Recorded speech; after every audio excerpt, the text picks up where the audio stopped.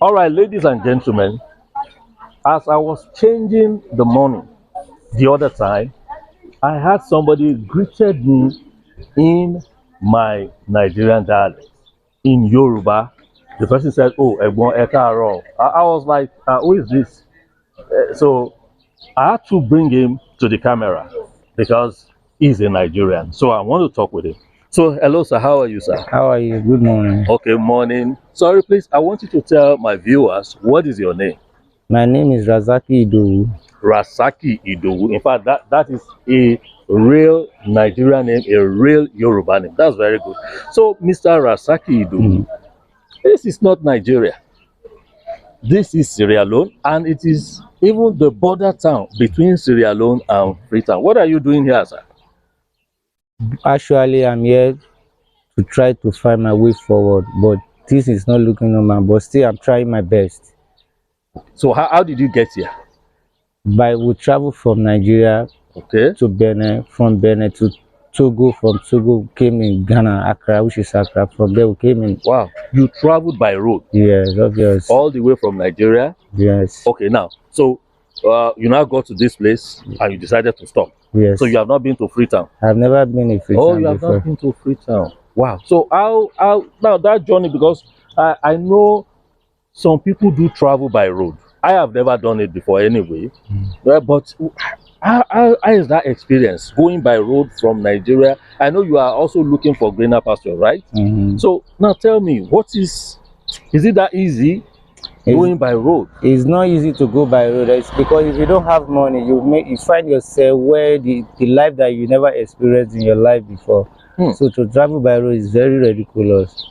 It's ridiculous traveling by road. Yeah. Then how long did it take you from Nigeria to Jendema, where we are? Actually, I don't come direct. Okay. I come in halfway. Okay, you because get to maybe one country and you will stay there. Yeah, when I move, I Okay. stopped in Ghana. From Ghana, I came to Abidjan. From Abidjan, I can cross to Monrovia. So I can come in the country. I spend like 6 months like that. I position myself there.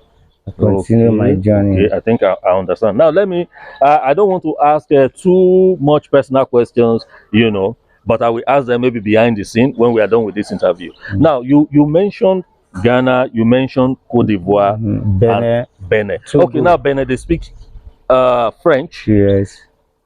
In Ghana, they speak English. Obvious. In Cote d'Ivoire, they speak French. Yeah. Okay, now, how do you now survive in a French country? Do you speak French? I don't speak French, but actually we have certain people that they came from the same Nigeria. They are business. They're doing business. Oh, okay. So they can speak Yoruba or English. Yoruba, speak English. So okay. Now let me ask you, how many you have been here for, like how many years or how many months or how many I've weeks? been here almost 20 years now. At Jendema here? Obvious. For 20 years? Yeah. Oh, for 20 years? Obviously. That is awesome. You can even ask in the community if I'm lying or not. So you've been here for 20 years. So that means as you are here, you are doing something now for 20 years. You'll be doing something. Well, I'm managing myself because the way things is not looking like first. Or your family is in all my family is in Nigeria because my father came from Oyo State, which is at Ukiamu, where he was born with at Aja. When he migrated to Lagos, they easily to base in Aja, which is Langbasado, the first. Oh, I know Langbasa. Ado Langbasa. Yeah, that is where we base. I once lived at Langbasa. That is where we base from there. This Nigeria, we usually to travel, but we consider our border. Yeah, Nigeria travel a lot. Yeah. I'm even surprised to meet a Nigerian here because if it is Freetown now, I don't have problem with that. But this is, this is a border town. Okay, so that means you've been here for 20 years. Do you speak Creole very well? I speak Creole well. Then you speak Liberian English too? Obvious. Okay, now I want you to do something for me because there are a lot of Creoles, as in there are a lot of Sierra Leoneans, watching you right now. I want you to greet them in Creole language. Na morning, my people. How na do? Na kushel. Na kabo. Oh, very good. That was a nice greeting. Okay, in Liberia language, I want you that they are English. What do they call that language? That is what we call colloquial. Colloquial. Yeah, okay, so in that colloquial language, I want you to greet our Liberia people. They are also hearing you.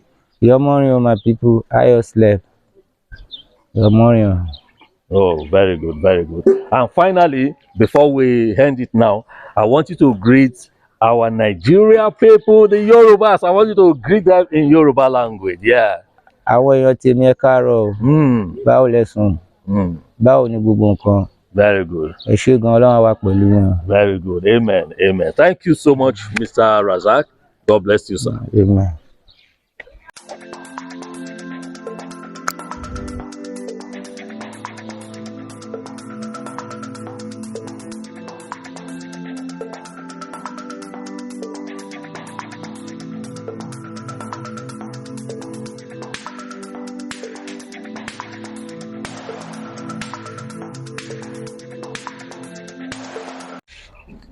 All right, guys. You know, when I was talking with Mr. Razak the other time, I said there are some things we are going to discuss behind the scene, behind the camera, which I did. He's still around, and you are still going to hear from him. But before I call him to say what he wants to say, okay. Now, instead of talking for him, I want him to say it by himself. Mr. Razak, please come over here. Just come like this. Now, I want you to be audible enough. I want you to let me stand up. Yes, I want you to speak very loud. What you told me, I want you to tell the people. Mo sọ fún bàbá pé kán ràn mí lọ́wọ́ pé kí wọ́n ṣe fún mi kí padà lọ sí Èkó pé kò easy ibi tí mò ń gbé níbí mọ́. Okay. Now, what he said in a nutshell is that he said he told me that I should help him, that he wants to go back to Lagos.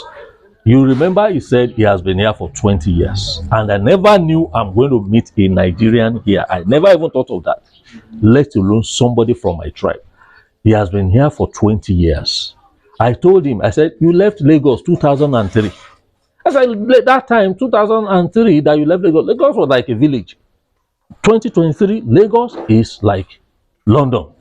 Lagos is like, you know, because as in, the development is so much, very profound.